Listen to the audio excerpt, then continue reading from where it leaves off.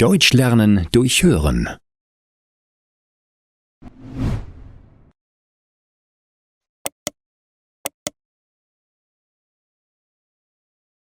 Die Tracht.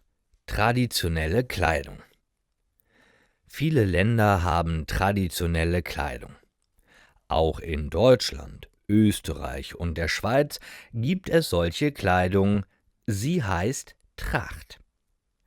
Heute trägt man die Tracht nicht jeden Tag.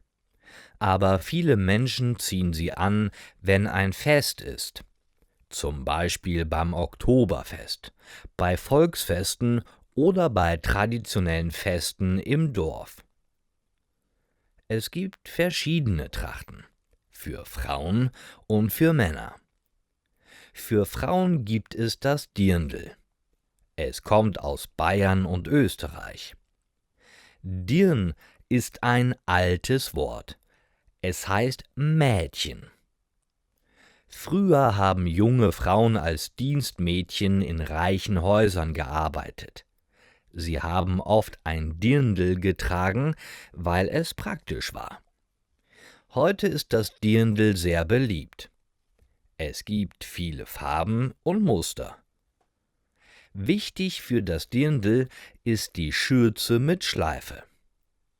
Heute kann man Dirndl überall kaufen, auch im Internet. Aber in Bayern gibt es viele kleine Läden mit besonderen Dirndln. Diese findet man oft nicht online. Für Männer gibt es die Lederhose. Früher war sie typische Arbeitskleidung für Männer in Bayern und Österreich. Die Lederhose ist praktisch und geht nicht schnell kaputt. Auf dem Oktoberfest oder auf Festen tragen viele Männer eine Lederhose. Auch Frauen tragen manchmal eine Lederhose. Das Dirndl ist sehr bekannt. Die Lederhose ist nicht so bekannt wie das Dirndl, aber sie ist auch traditionell.